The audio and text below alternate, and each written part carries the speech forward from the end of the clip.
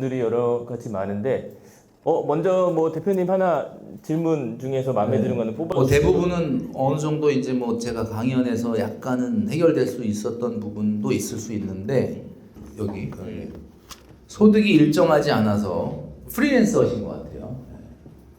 그래서 어떻게 관리하는 게 좋을까? 직장인도 소득이 일정하지 않아요 요즘. 왜냐면 인센티브나 성과급 보너스가 좀 정기급여보다 많아지면서 본인들이 잘 몰라. 근데 이제 아무래도 프리랜서보다는 좀 일정하고 프리랜서분은 더 소득이 일정하지 않을 수 있죠. 일정하게 나오도록 노력을 해야죠. 그게 사실은 본인이 하고 있는 어떻게 보면 사업의 성격이겠죠. 더 이걸 안정적으로. 근데 이제 중요한 거는 아무리 그래도 평균이라는 건 있을 거예요. 그러니까 내가 뭐 어떤 달에 막 500만 원 들어오고 어떤 달에 막 200만 원 들어오고 너무 변동이 큰일이네. 그러니까 500만 원을 들어오는 걸 기준으로 저축을 하려니까 무서운 거야. 그죠?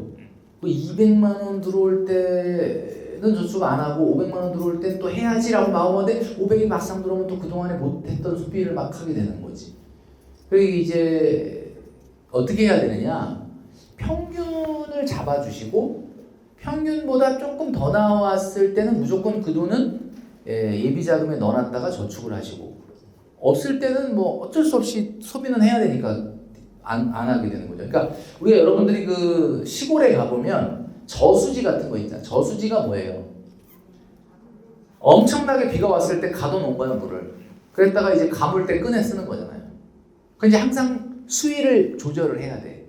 그 돈은 내 돈이 아니야. 사실 예비자금에 이번 달에 막 소득이 막 높아. 야 아싸 그거 쓰면 안 되고 일단 그 저수지 담아놔야 되는 거야. 그리고 그 프리랜서 분이지만 그 평균이라고 생각하는 그 평균치를 에서 저축 금액을 설정을 해서 하셔야 되는 거예요. 어렵겠죠. 당연히 아무래도 직장인보다.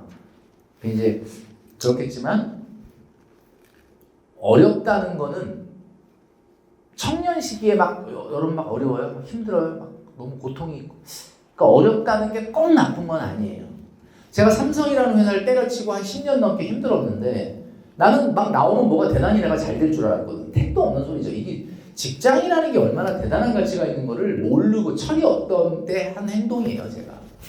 근데 인생이라는 게 청년 시기에는 결코 기대에 부응할 만큼 좋은 일이 안 생깁니다. 근데 때때로 최악이라고 생각되는 일도 지나고 보면 그렇게 나쁜 일이 아니에요. 그 어려움이 있었기 때문에 제가 지금 이 자리에 있는 겁니다. 만약에 일이 술술 잘 풀렸으면 노력을 안 했겠지.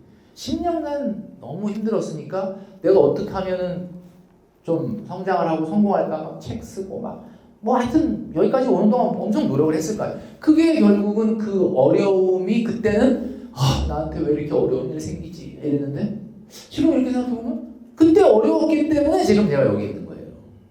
그래서 그 프리랜서라고 하시니까 저도 이제 그 길을 걸어온 지가 오래되다 보니까 지금 겪는 고통은 분명히 나중에 정말 그 성장의 밑거름이 되실 거다. 그렇게 말씀드리고 싶습니다. 오늘 뭐 인생 강의를 해주고 계신데요.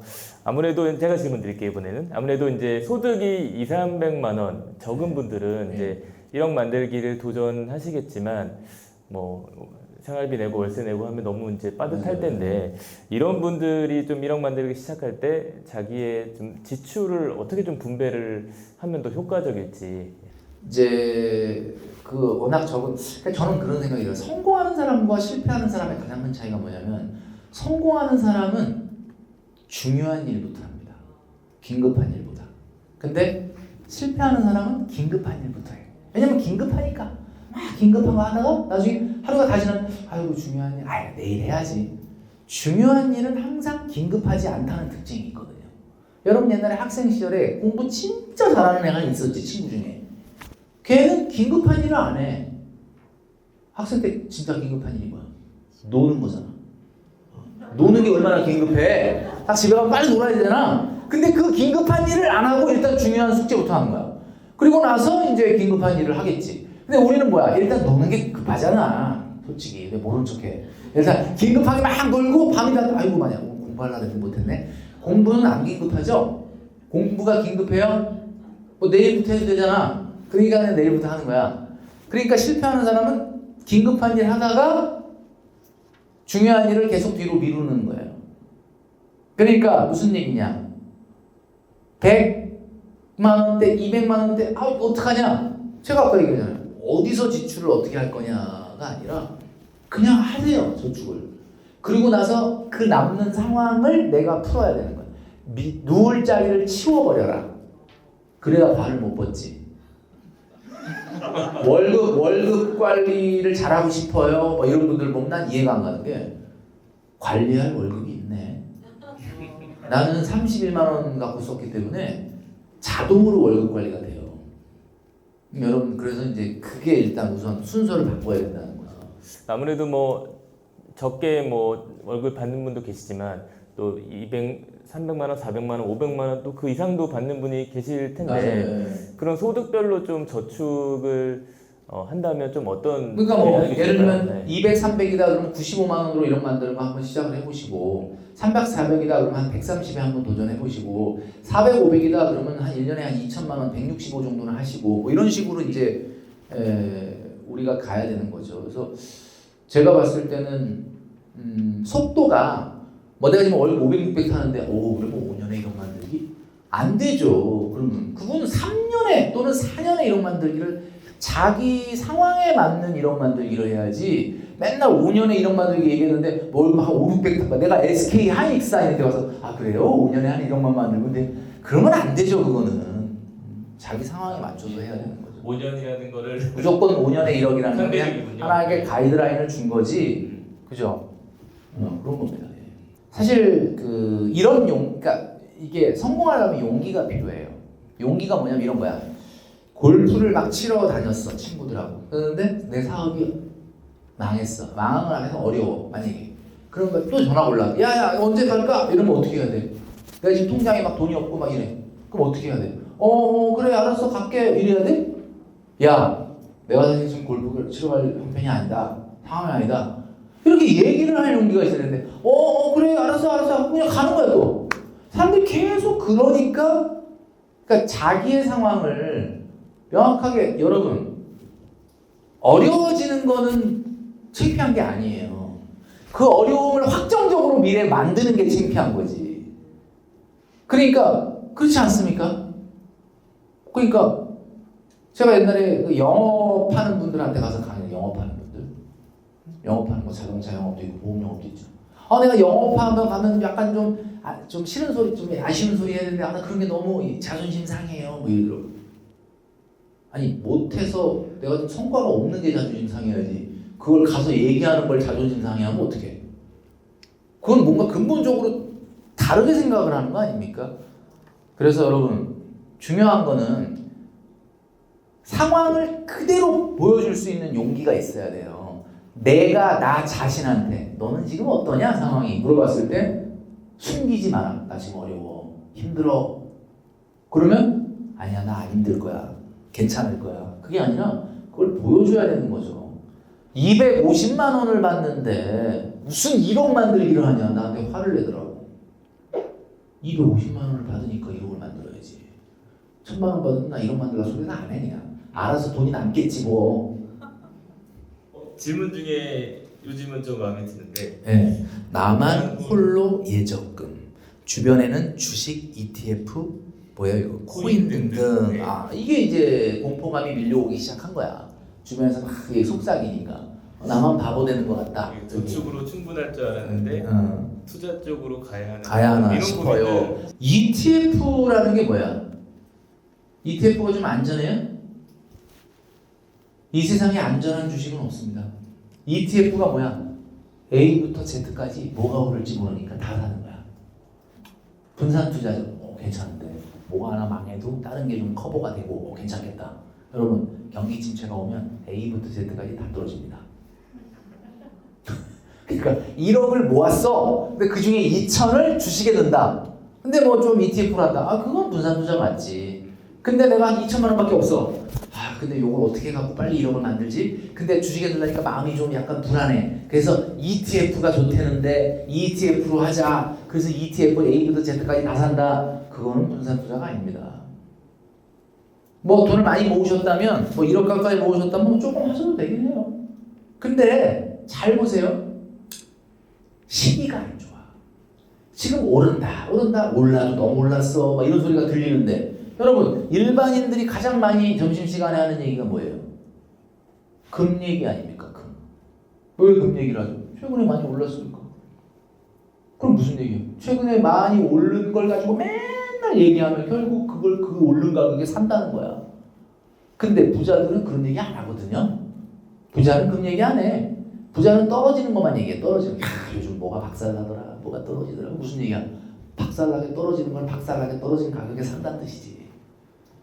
그러니까 여러분, 지금은 시기가 안 좋다 이거야. 설사 내가 지금 너무 올랐는데 지금이라도 살까 하다 안 샀는데 올랐다. 그냥 한번 배 아프고 말면 되잖아요. 근데 예를 들면 그걸 계속 꼭대기 샀는데 박살났다. 그럼 어떡할 거냐고, 그 데미지를. 그러니까 제가 그냥 나 한번 욕하고 말면 되잖아. 그건 내 돈이 아니었나 보다. 지금 요거 질문해 주신 이분, 네, 잘하고 계신 거예요. 또 제가 질문 드릴게요. 아무래도 그 IS 계좌라고 있어요. ISA, 네, 네. ISA 만능 통장이라고 해서 많이 인기가 네. 혜택이 되게 좋은데 또 상대적으로 잘 못하고 있는 청년들이 많이 안 많아요. 하죠. 네. 왜 그럴까요?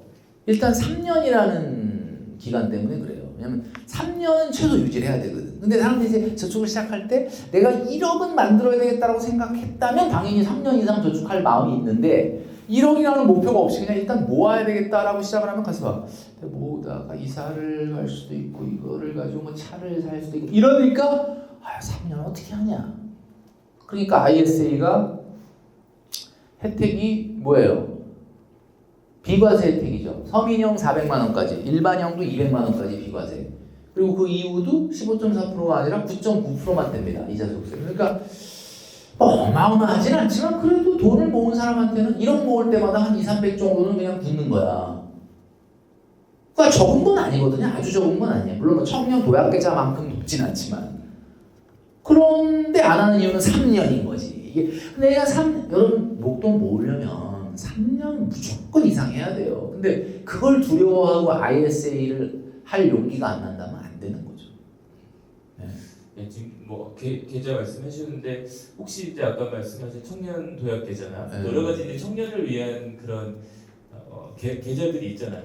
이런 것들을 좀 어떻게 하면 또 활용을 해야죠. 활용할 수 있을까요? 청년 도약계좌도 역대급입니다. 여태까지 나왔던 정책금융 중에 상당히 많은 재정이 쏟아붓는 거예요. 왜냐? 잘 보세요.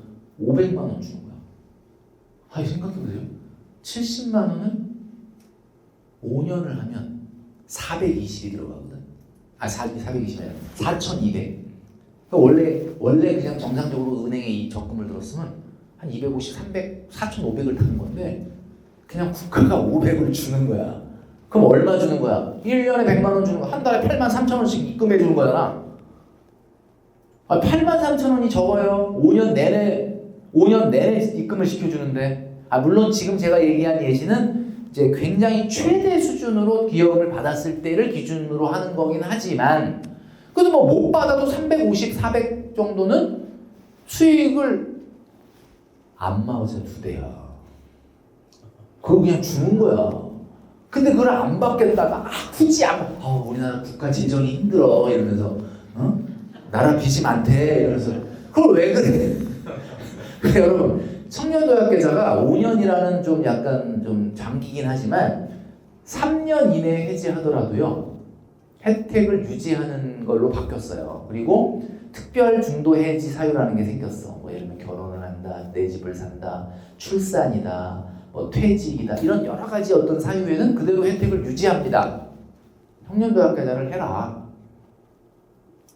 아까 청년희망적금에 희망이 있을까 이랬는데 청년도약계좌는 도약이 될까 뭐 이런 생각을 하지 마시고 도약이 된다. 이름 잘 졌어요. 그거는 진짜 제가 봤을 때는. 네, 좋습니다. 이번에는 저희 사전 질문을 좀 받았었는데 그분 중에 한 분 현재 3년 안으로 내 집 마련을 목표로 하고 있는데 최대한 돈을 절약하고 싶은 상황입니다. 네, 그렇기에 자동차는 돈 먹는 기계다라는 생각에 자동차 구매도 생각도 하고 있지 않았는데 요즘 들어서 중고차 구매에 대한 고민이 생깁니다. 중고차를 구매하면 이동 시간을 절약할 수 있고 그래서 한 500만 원 이하의 저렴한 자동차를 구매 후 시간을 산다는 관점에서 보면 이득인 것 같아 보인다. 시간을 산다는 건 뭐예요? 우리가 시간이 정말 돈보다 더 가치 있다는 것은 그 시간을 돈으로 바꿀 수 있느냐는 거예요.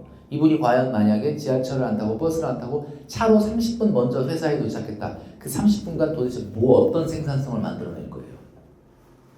저는 차를 안 타고 다닙니다. 오늘도 지하철을 타고 왔는데 물론 뭐 먼 거리를 간다 그러면 어쩔 수 없이 뭐 외곽이나 이런 데는 차를 가져가죠. 근데 왜 제가 차를 안 타냐? 운전을 하잖아요. 운전에만 집중해야 돼. 근데 지하철이나 버스를 타면 사람 구경을 할 수가 있어. 사람 구경하면서 무슨 생각을 하냐? 아, 저분은 옷을 저런 패션으로, 요즘은 저런 게 유행인가 보네? 아, 저렇구나. 저분은 도대체 무슨 일을 하는 사람일까? 저분은 무슨 생각을 할까? 그리고 요즘 사람들은, 그러니까 이게 뭔가 띵킹을 할 수 있어요. 대중교통 안에서.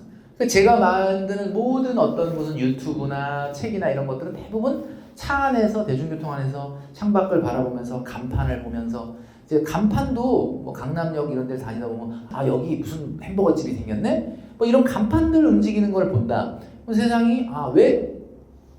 예를 들면 여러분 이런 게 필요해요. 파리바게뜨에 빵만 사러 가지 마시고 빵을 사면서 알바가 몇 명인지 보세요. 저 알바 한 달에 인건비가 얼마일까? 저 사람이 사장인 것 같은데 이 매장 크기를 보니까 인터넷에 들어가 보면 월세 얼마인지 나오거든요. 이 월세 이걸 내고 50% 본사 송금하고 얼마를 팔아야 사장이 얼마 가져갈까? 뭐 이런 거 생각해 본 적 있습니까? 뭐 이런 걸 생각하고 살아야 되는데 운전을 해봐. 아무것도 그냥 운전만 하는 거예요. 이렇게 세상은 어떻게 돌아가는지 생각을 해야 돼요. 생각을 해야 돼. 버스를 딱 타. 2층 버스, 경기도 2층 버스 타. 70 몇 명이 앉아. 야, 여기 꽉 차네. 여기 2,800원씩 70명이면 얼마인데 한 번 왔다 가면 얼마고? 야, 이 차가 도대체 하루에 몇 번 회전을 하면 얼마를 벌어들일까? 이 차가 2억 5천이라는데 이게 감가를 얼마씩 때리면 얼마가 남을까? 뭐 이런 생각을 하고 살아야지. 그래야 경영적 마인드가 생기는 거예요. 그러니까 여러분, 저는 이분이 다행히도 내 집 마련을 목표로 하는데 차가 필요해서 500만 원짜리 중고차를 산답니다. 맞죠? 그죠? 네, 맞습니다. 너는 응원해주고 싶어요. 500만 원 중고차야 필요하다면 사야지. 뭐 500만 원 때문에 내가 내 집 마련이 안 되진 않잖아. 근데 이분의 경우는 뭐 사도 된다고 봐요. 그리고 이거를 고민한다는 것 자체가 이분이 내과야. 그렇잖아요. 이걸 왜 물어보고 나한테? 저는 상당히 훌륭하다고 봅니다. 네, 충분한 답변이 되셨을 것 같고 아무래도 청년들의 뭐 고민이 월급도 있겠지만 내 집 마련에 대한 고민이 뭐 없지 않을 것 같아요. 내 집 마련을 벌써 고민해? 당장은 아니더라도 앞으로에 대한 고민이 있을 것 같은데 어떤 좀 준비를 하는 게 좋을까요? 그러니까 저는 사실 이제 내 집 마련이라는 거 자체가 뭐 집값이 좀 많이 떨어져 주면 청년들한테 희망이 있는데 이게 집값이라는 게 사실 좀 너무 좀 양극화도 되고 너무 서울로 집중되면서 최근에 이제 지방은 가격이 좀 안 올라가고 떨어지기까지 하는데 서울은 또 이렇게 막 올라가고 그러니까 좀 사실 답답할 것 같다는 생각은 들어요. 그렇다고 서울에 이 청약으로 나오는 물량이라는 것 자체가 추첨제 같은 경우는 상당히 좀 제한적이거든요. 그래서 이제 좀 쉽지 않은데 저는 그래서 이런 생각이 들어요. 조금 장기적으로 생각을 하자. 너무 좁아. 뭐 그 사이에 집값이 올라가면 어떻게 해요? 그러는데 올라는 가겠지만 우리가 우려할 만큼 과거만큼의 상승률은 아닐 거예요. 조금 기다려 보시면은 또 조정도 있고 옛날에는 집값이라는 건 조정 자체가 없었어요. 근데 요즘은 이제 때로는 조정도 나타나잖아요. 그러니까 그걸 보고 좀 장기적으로 가자 그렇게 말씀드리고 싶고 두 번째는 1인 가구가 아파트를 사는 건 현실적으로 상당히 어렵습니다. 그러니까 뭐 경기도 외곽에 아주 정말 서울에서 출퇴근하기 어려운 곳에 뭐 이렇게 뭐 작은 아파트 뭐 이런 건 될 수는 있겠는데 진짜 서울에 한 25평 정도 되고 괜찮고 지하철 가깝고 이런 데는 1인 가구로 사기가 너무 어려워요. 그럼 좀 생각을 바꿔보는 건 어때요? 2인 가구가 되자. 뭐 집사 사고 결혼하는 건 아니지만 사실 우리가 보통 뭐 요즘은 1인 가구라는 거가 뭐 난 1인 가구가 편해요 이렇게 얘기하는데 요즘 왜 결혼을 안 하냐면 사실은 안 하는 이유가 있어요. 혼자 있는 게 편하거든. 사실 둘이 있으면 불편하긴 하죠. 왜냐면 그쪽도 맞춰줘야 되지. 그쪽 집안도 맞춰줘야 되지. 그러니까 요즘 사람들은 그 불편함을 감수하고 싶어 하지 않은 거예요. 내 말이 맞습니까? 근데 잘 보세요. 돈이라는 거는 편한 만큼 쓰고 불편한 만큼 모입니다. 내가 진짜 조금 경제적 안정을 이루고 싶다면 불편함을 감수하세요. 근데 내가 만약에 편한 걸 계속 추구하잖아. 그러면 돈 쓸 각오를 해야 되는 거야. 난 돈은 나한테 쓰게 돼 있다. 근데 나 그냥 편할래. 그걸 선택을 했는데 돈까지 막 내 집만은 막 30평 서울 아파트. 그건 안 되는 거예요. 경제 원리라는 건 내가 하나를 얻으면 하나를 내줘야 되는 거예요.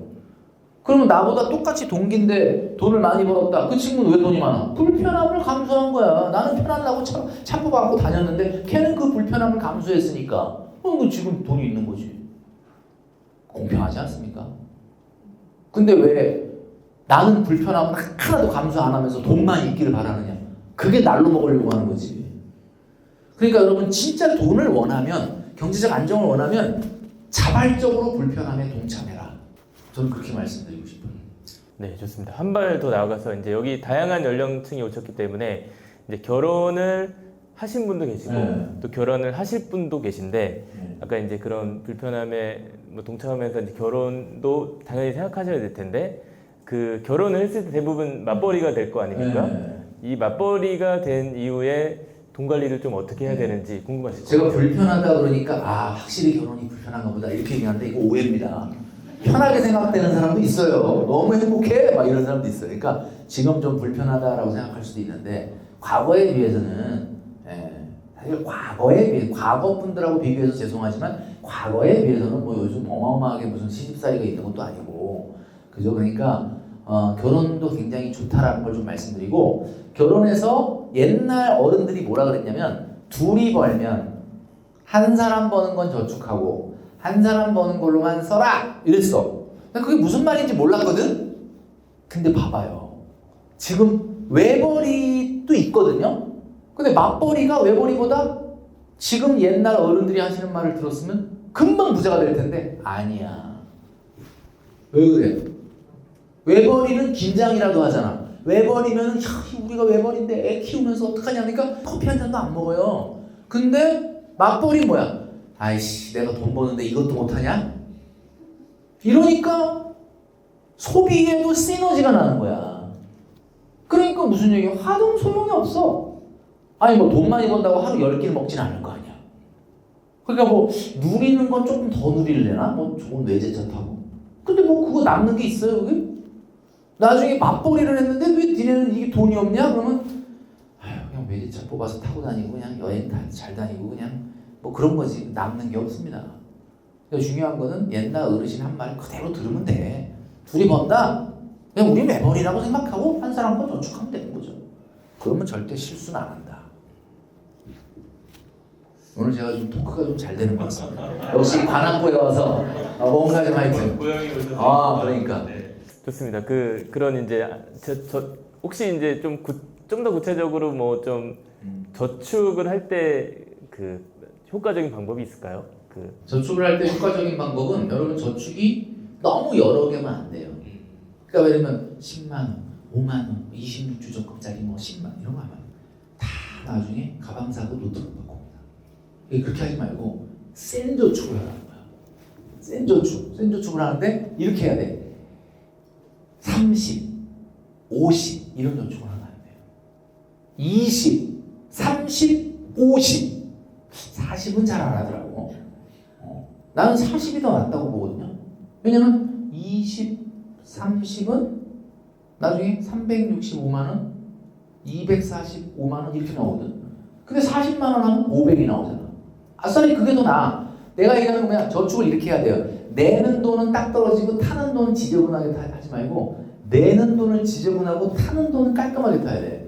81만 8,735원 해가지고 딱 1,000만 원을 타세요. 뭐 이런 식으로 하라는 거지.